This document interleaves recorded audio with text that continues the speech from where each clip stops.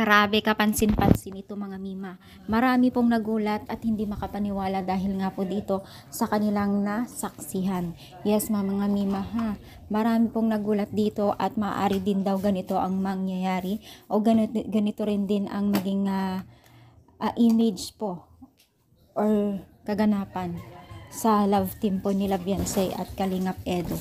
Yes mga Mima, ito po ay si Jomar at Carla ay nakitaan po ng potential at in just one day po halos mag-1 milyon na, no? Dahil matagal na pong binablog itong si Beyonce pero patuloy pa rin po habang tumatagal ay lalong dumarami po ang taga supporters, no? At talagang nag-click po lahat ng video na pinupost po nila Kalingap Rob. So talagang hindi makapaniwala ang nakakarami kasi talagang as in guys, no?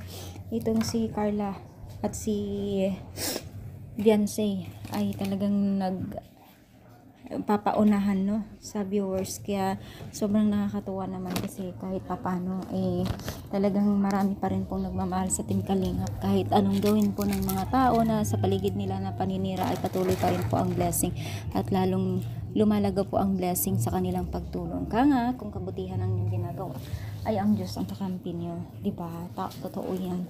So kahit anong sabi nila kila Kalingap Rob sa mga basher po dyan na patuloy ng babasa ng ating Kalingap, pinutulungan, ay talagang pinapakita ng Panginoon ang mas pinaigting pa na paglago, no?